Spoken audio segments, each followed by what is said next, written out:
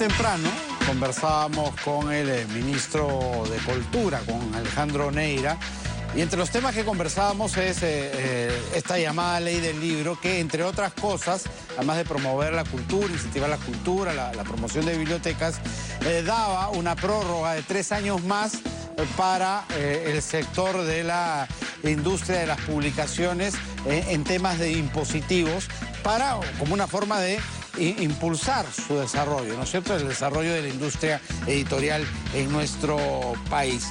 Pero hay varios sectores que están reclamando algún tipo de incentivo tributario o incluso la reducción, la eliminación del pago de algunos impuestos para ayudarlos a hacer un poco de caja porque están muy golpeados por la pandemia. Vamos a analizar justamente este tema con Jorge Bravo, que es profesor de ESAN y al cual ya tenemos en videoconferencia. Jorge, ¿qué tal? ¿Cómo está? Muy buenas tardes.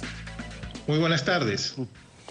¿Cuáles son los sectores en los cuales se podría dar algún tipo de beneficio tributario teniendo en cuenta la grave situación económica en la que muchas empresas se encuentran tras vivir esta pandemia? A mí me parece que el sector prioritario en el que el Estado debería enfocar el tema tributario es el sector de la mediana y pequeña empresa en general. Es un sector que está duramente golpeado. 95% de las empresas peruanas están en ese sector. Y la verdad, hacer diferencia respecto a si es agricultura o en todo caso si son servicios a los que se debería privilegiar con algún tipo de ayuda, sería crear desigualdades, ¿no? Sería un mejor enfoque es atender directamente al sector MIPE en sí, ¿no? En su conjunto.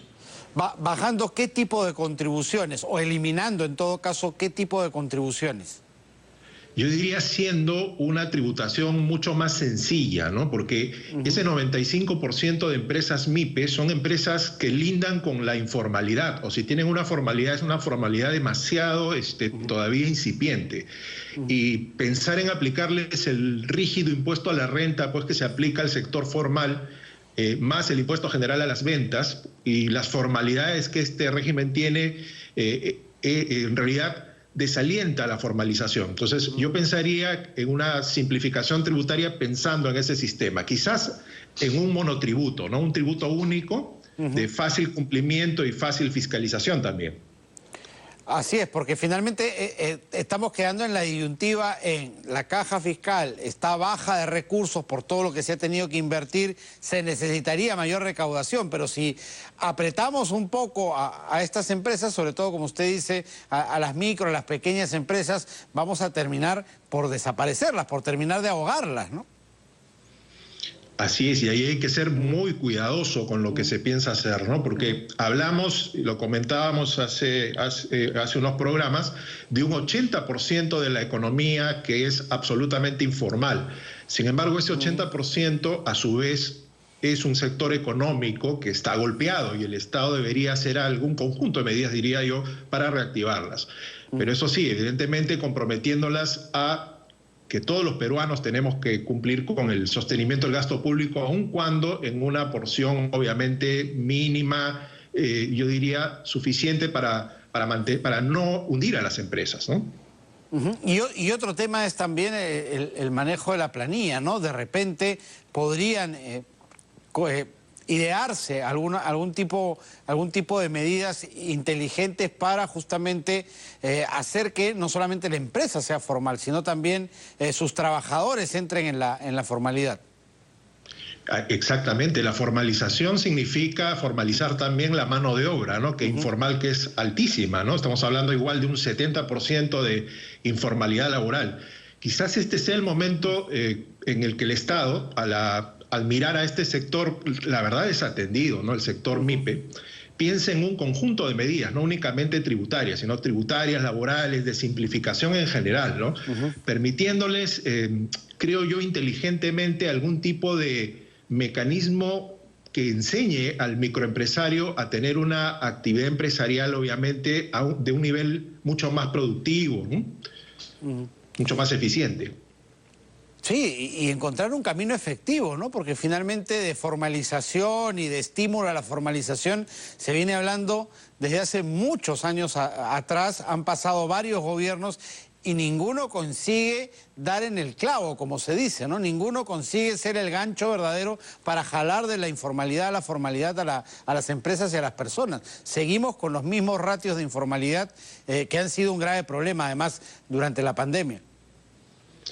Exactamente, y eso pasa, creo yo, por crear, si cabe la expresión, un producto, ¿no? Un conjunto de medidas, creo que es más preciso, en las que el Estado plantea a este sector pues un nuevo pacto, ¿no? Un pacto entre el Estado y el sector, en este caso MIPE informal.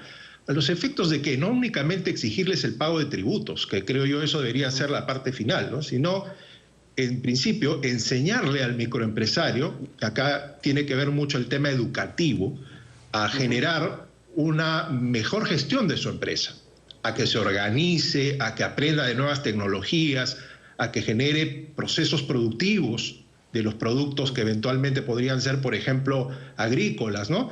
Hay buenas ya experiencias al respecto. Deben ustedes conocer, por ejemplo, el caso de una comunidad de productores de papa nativa, que hoy están en un contrato muy interesante con una compañía que está produciendo vodka, por ejemplo, ¿no? De papa nativa. O sea, ese tipo de ejemplos deberían replicarse y ahí el Estado debería tener un rol pues activo, ¿no?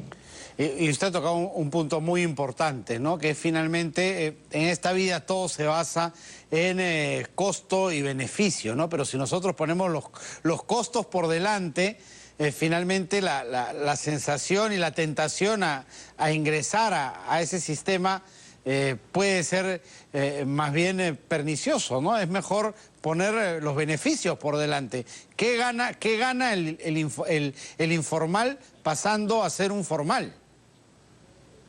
Exactamente. Si nosotros nuevamente creamos solamente un régimen tributario y le proponemos este régimen tributario al informal, le estamos pasando primero una factura, claro, ¿no? Correcto. Y el informal no va a ver ningún tipo de aporte, ni ventaja, ni incentivo de por qué formalizarse. Esa visión tiene que cambiar drásticamente. Perfecto, nos queda clarísimo. Entonces, esperemos que el Estado sea lo suficientemente rápido y ágil desde el mes para mandar una batería de medidas que ayuden a esto, ¿no? Porque finalmente necesitamos formalizarnos con urgencia, ¿no? Eso se ha visto clarísimo en esta pandemia. Así es, sin duda alguna, ¿no? El Estado necesita recursos, pero a su vez el Estado también tiene que entender que tiene la responsabilidad de trazar el camino de aquellas empresas que hoy son informales y están padeciendo a raíz, obviamente, de la crisis económica que se está generando producto del COVID, ¿no? Es parte de la responsabilidad del Estado también tomar ese rol líder y mostrar una fórmula distinta a este sector, ¿no? Lo decía yo, un nuevo pacto, ¿no? Entre el sector informal MIPE y el Estado. Ahora, le hago la última pregunta. ¿Esto alcanzará para que se haga en este gobierno, del cual ya queda muy poco, o ese pacto ya tendría que analizarse para el siguiente gobierno?